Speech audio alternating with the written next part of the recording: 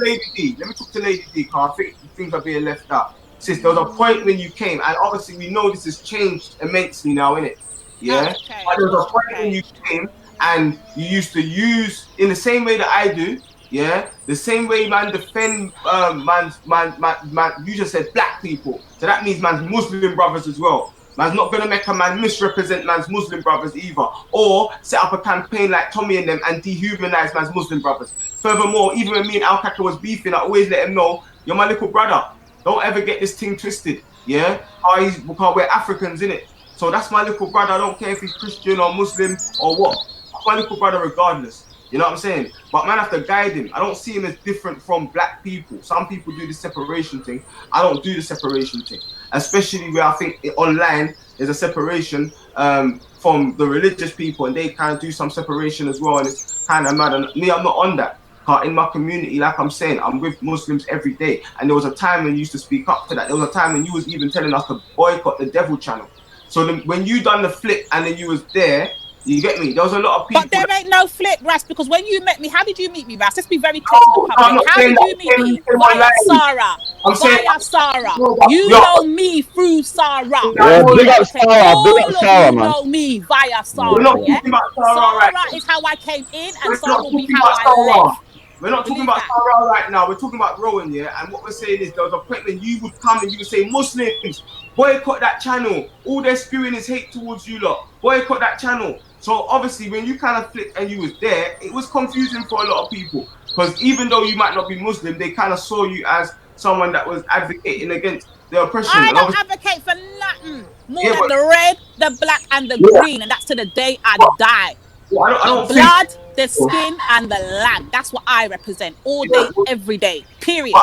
If it ain't about that, it ain't about nothing in my eyes. In the land, then we're not gonna really have people from the outside, you know, demonize people from the land, yeah, or demonize people of the blood, and start their little campaign.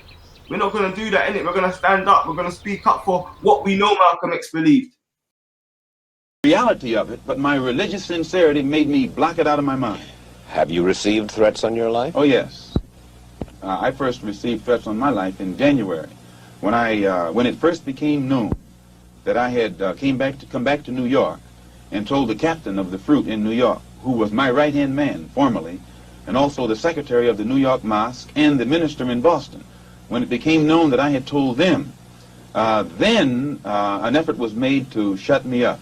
One brother encouraged to go out to my house, and fortunately it was a brother who was well capable of doing so, but it was a brother who was highly intelligent. He was academically equipped to think for himself, and what he was told to do didn't add up, and fortunately he was the one who put out a feeler to me to find out what was wrong, and I opened his eyes, and then he opened the eyes of the same crew whose job it is to do this kind of work.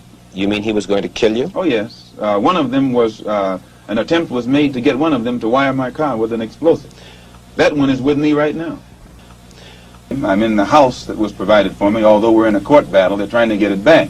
And I have made this statement to them concerning the house, that they could have it if they would permit me to come before the Muslim movement, the rank and file, and explain or defend myself against all of the charges that they've made against me.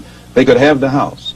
But they are going contrary to their own laws by standing up in the mosque and indicting me, but never giving me a chance to defend myself. And they say that no one can judge me but Mr. Muhammad. In this case, Mr. Muhammad can't sit as judge because he's involved in the case. As far as you are concerned, you will accept the fealty, if you will, of any Negro anywhere under any conditions. You have to define fealty. Well, you want them to give you their loyalty. Not me, their loyalty. I'm not seeking for the loyalty of any Negro, but I am seeking that for Negroes to learn how to be loyal to themselves.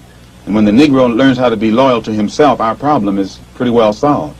Elijah Muhammad teaches us thus and so. I'm speaking now from what I think, from what I have seen, from what I have analyzed and the conclusions that I have reached. And the white man is no longer the devil, and he is no longer bound to be evil. I judge a man by his conscious behavior. I am not a racist. I don't subscribe to any of the tenets of racism. Then there are good whites and good blacks and bad whites and blacks. It's not a case of being good and bad, good or bad blacks and whites. It's a case of being good or bad human beings. Are you not, perhaps, afraid of what might happen to you as a result of making these revelations? Oh, yes. I probably am a dead man already. What do you mean? When you understand the makeup of the Muslim movement and the psychology of the Muslim movement, as long as I myself, by having confidence in the leader of the Muslim movement, if someone came to me and I had no knowledge whatsoever of what had taken place, and they told me what I'm saying, I would kill them myself. The only thing that would prevent me from killing someone who made a statement like this, they would have to be able to let me know that it's true. Now, if anyone had come to me other than Mr. Muhammad's son, I never would have believed it even enough to look into it. But I had been around him so closely, I had seen indications of the reality of it, but my religious sincerity made me block it out of my mind. We're gonna speak up for that, even if we're not speaking for these there's bare man that I don't mess with, and everyone knows that. Any ISIS Bob kind of guy, they know I don't mess with that. I'm about justice and truth. But I think there's a lot of misrepresentation going on these hangouts, and a lot of people don't care. I don't understand. Yeah, I do believe there's a lot too, you know, bro. But I believe a lot of it's coming from you. The misrepresentation, the narrative spinning. That's coming from you. Called a lot of people sellouts. I can't lie. I've heard you call a lot of black people sellouts. Black Van Man, Real McGee, Lady D, Nyanifa. You know, this sellout word has come out a lot from your mouth. I'm not gonna lie. And he's the #1 sellout. When you exposing all the black women and all the black men. I meant it when I said it. It starts with your friend Betty, and I meant it when I said it. Big up Betty, man. Yeah, another black woman. Instead of guiding her, instead of teaching her, you want to demonize. Listen, this is the problem, yeah. Well, the problem is Raspet. If he's got an issue with another black individual, yeah.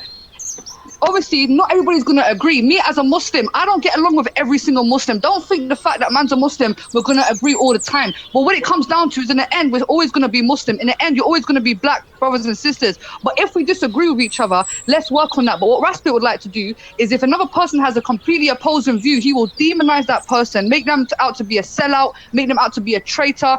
And the thing is, this is why I class Raspet as a sellout, because his organization, what Raspet is representing himself as, is a Rasta with an organization called Guiding a New Generation. He's talking about directly guiding people. So there are a lot of people here that you're trying to guide them, yeah, that need guidance. Yeah, one of the ways to guide people is to advise them, to understand them, to support them. Yes, but his version of guiding is actually pushing that person away.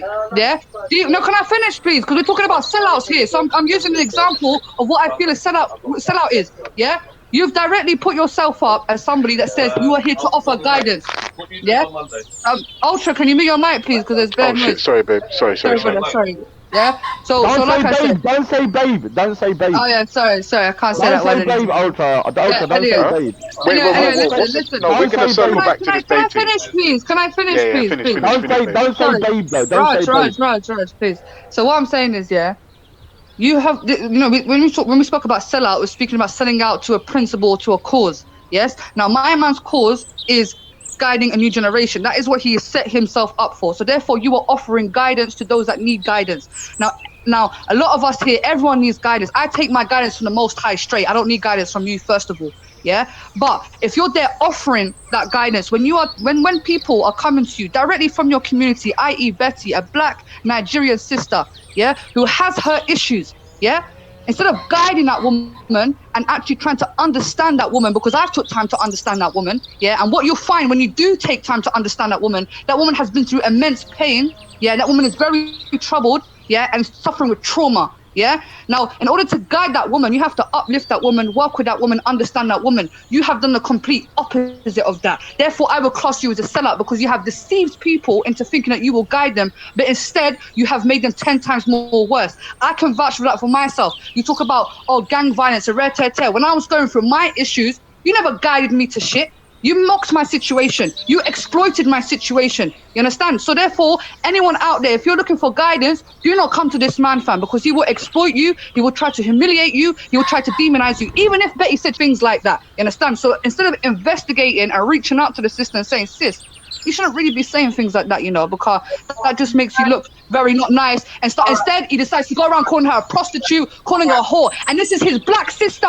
This is your community that you're supposed to be guiding, that you're supposed to be empowering. She's not my black sister. She's big up Betty, man. Big. Oh no, you don't know that. She's not his black sister. It's your white sister.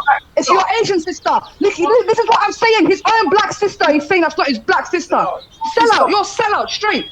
She's not my sister. Anyone that said that they wish that most of the Caribbean people died on the way to the Caribbean, they're not my sister. So when Sia Live made a picture of you as a slave, look at the hypocrisy, bruv. He's sitting there. Look, I've just proven it. Raj has just proven it. He's not willing to forgive Betty, not willing to reason with Betty, who was a black sister, but he's willing to forgive some bitch called Sia Live, who made a picture of him as a slave with chains, which is also disrespecting the Atlantic slave trade. Fuck out of here, cuz. All right. So has Betty apologized, or is she unapologetic about these statements? For anyone to forgive her? Have you ever tried to sit with Betty the way that you sat with Sia Live? You never done that. Every time you speak about Betty, you sit there and you speak bad about her. You call her a prostitute. You call her a whore. You call her all sorts of names. Why the fuck would she want to apologize to you, Black? You went on a big rant. You just went on a big rant, like for time. So you don't know the history between us and Betty. Not all skin folk are kinfolk, and not everyone that don't look like man is man's enemy. That's how I look at life. The enemy within is worse than the enemy. When there's no enemy within, the enemy outside can't hurt you. So none of you little outside racists are really important to me. I'm trying to identify the black people that are willing to But what I'm saying, Ras, forget all of that madness. That's just mad. The thing is this, just be careful of the word sellout, innit? Just be careful of that word. Just because you're black, it doesn't mean you're my family. That's what man has to understand. Just because the black skin don't get you that far. Actually, I've got a higher expectation of black people. So when I see them making excuses for Tommy Robinson and telling our people, why don't What about you making excuses for slavery? Listen, is that a sellout? Listen. When I see that, they can use the same. They can use that same logic on you. Sarah could say you're a sellout for condoning slavery or Islamic slavery. Can you not? Let me finish saying what I'm saying. Yeah. When I see my people going and making excuses for Tommy Robinson and trying to pretend that that movement isn't racist, when I see my people making excuses for what's happening in Libya or only using it as a political talking point and not hitting the road and actually trying to change what is happening in Libya and the slavery and the trafficking that black people are facing over there, when I see people making excuses for the nails in the feet of the people of Saudi Arabia and not the maids and not saying them man that are wicked, yeah, and them man following Islam, there's nothing, Islam is free from them, that wickedness they're doing is haram, yeah, if a man's not saying that and a man's trying to justify the oppression of people in Saudi Arabia, he's a sellout.